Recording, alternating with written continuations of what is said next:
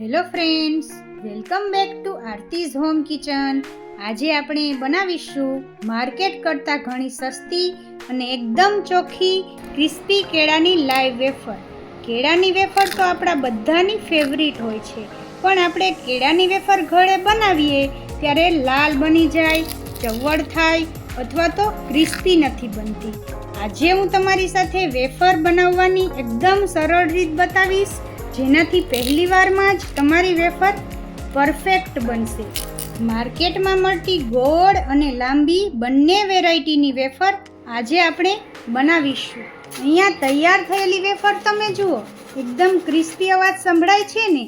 આ વેફર ખૂબ જ ઓછી મહેનતમાં અને ઓછા ખર્ચમાં તમે ઘરે બનાવી શકો છો. આજે હું બિલકુલ નાની ટીપ અને ટ્રીક શેર કરવાની છું, જેનાથી તમારી વેફર પહેલી વારમાં જ પરફેક્ટ બનશે. તો ચાલો ક્રિસ્પી ટેસ્ટી લાઈવ કેળાની વેફર બનાવવાનું શરૂ કરીએ. રેસીપી સારી લાગે તો મારી ચેનલને સબસ્ક્રાઈબ કરજો, વિડીયોને એક લાઈક આપી તમારા ફ્રેન્ડ્સ અને ફેમિલી મેમ્બર્સ સાથે શેર કરજો અને નવા વિડીયોને જોવા માટે બેલ આઇકનને દબાવવાનું બિલકુલ ના ભૂલતા. તો ચાલો રેસીપી શરૂ કરીએ. તો હવે સૌથી પહેલાં બિલકુલ બજાર જેવી ક્રિસ્પી અને સ્વાદમાં સુપર ટેસ્ટી કેળાની લાઈવ વેફર બનાવવા માટે અહીંયા મેં 1 કિલો કાચા કેળા લીધા છે. તો મોટી વેરાયટીના એકદમ કાચા અને તાજા કેળા તમારે વેફર બનાવવા માટે પસંદ કરવાના છે. હવે અહીંયા કેળાની સૌથી પહેલાં આપણે છાલ ઉતારી લેશું. તો કેળાની છાલનો જે લીલો ભાગ હોય એ બધો આ રીતે તમારે કાઢી લેવાનો, જેથી તમારી વેફર એકદમ ક્રિસ્પી બને. જો છાલનો ભાગ તમારો કેળાની ઉપર રહી જાય તો જે વેફર છે એ તમારી કિનારીઓથી સોફ્ટ નહીં થાય, પરિણામે ચવડ બને. તો તમારે ખાસ કેળાનો ઉપરનો જે લીલો ભાગ છે એ કાઢી લેવાનો છે. તો તમે કેળાની છાલ ઉતારશો એટલે કેળા કાળા પડવા માંડશે, એટલે તમારે બધા કેળાની છાલ એકસાથે નથી ઉતારવાની. વેફર બનાવતી જવાની અને કેળાની છાલને કાઢતા જવાની. અત્યારે કેળાની વેફર બનાવવા માટે હું મોટી સાઈઝના 2 કેળાની છાલ કાઢી લઈશ. તો કેળાની છાલ મેં કાઢી લીધી છે. થોડી વાર એને સાઈડ પર રાખી દઈએ. તો બંને કેળાને આ રીતે વચ્ચેથી કટ કરી કેળાને 2 ભાગ કરી લેશું. અને હવે તેલ આપણું ગરમ થઈ ગયું છે, તો આ રીતે સ્લાઇસર રાખી અડધા કેળાનું પીસ લઈ અને એકદમ સારી રીતે વેફરને ડાયરેક્ટ ગરમ તેલમાં પાડતા જશું.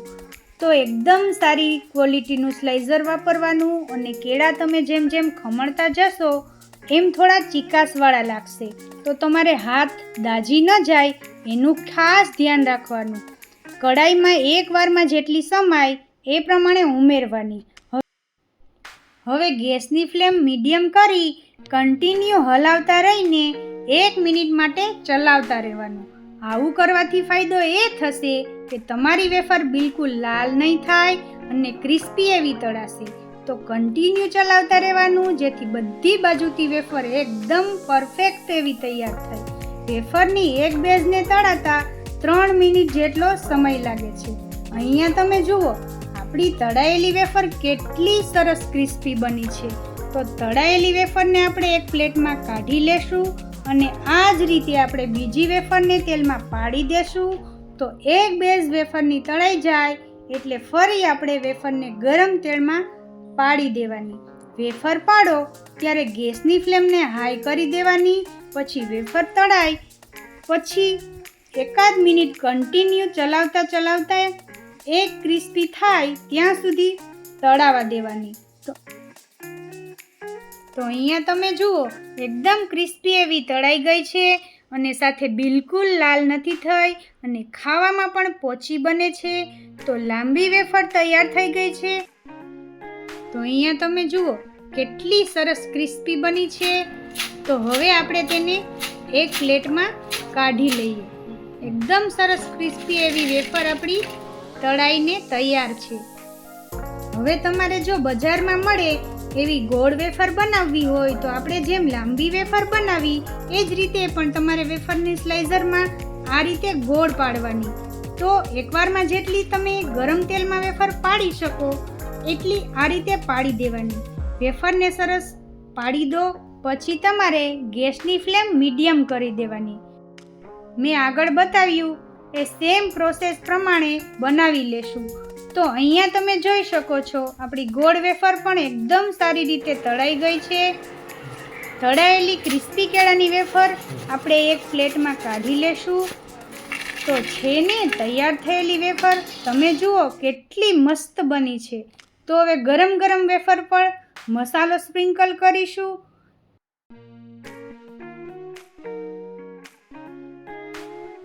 તેમાં નમક, લાલ મરચું પાવડર અને મરી પાવડર એને આ રીતે સ્પ્રિંકલ કરી દેશું.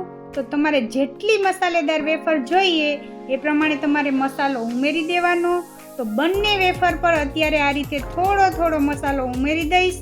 પણ તમે વધારે ચટપટી અને તીખી બનાવવી હોય તો વધારે ઉમેરી શકો છો. એકવાર તમે આ વેફરને બનાવી મહિનાઓ સુધી સ્ટોર કરી શકો છો અને વ્રત કે ઉપવાસમાં ખાઈ શકો છો. ફક્ત 4 નંગ કેળામાંથી ડબ્બો ભરાય એટલી વેફર તૈયાર કરી છે. જુઓ કેટલી ક્રિસ્પી અને મસ્ત મજાની આપણી વેફર તૈયાર થઈ છે. તો તમે આ રીતે કેળાની વેફર એકવાર જરૂરથી ટ્રાય કરજો. આજનો આ વિડીયો તમને કેવો લાગ્યો તે કોમેન્ટ બોક્સમાં મને જરૂરથી જણાવજો. આજની રેસીપી તમને પસંદ આવી હોય તો મારી ચેનલને સબસ્ક્રાઈબ કરો અને બાજુમાં રહેલા બેલ આઇકનને જરૂરથી પ્રેસ કરજો, જેથી કરીને આવનારા બધા જ નવા વિડીયોની નોટિફિકેશન તમને મળતી રહે. આજની રેસીપી તમને સારી લાગી હોય તો એક લાઈક જરૂરથી કરજો અને તમારા ફ્રેન્ડ્સ અને ફેમિલી મેમ્બર્સ સાથે શેર કરજો. આવી જ એક અવનવી રેસીપીના વિડીયો સાથે ફરી મળીશું. ત્યાં સુધી તમને બધાને મારા જય માતાજી અને જય Shri Krishna. Thank you for watching.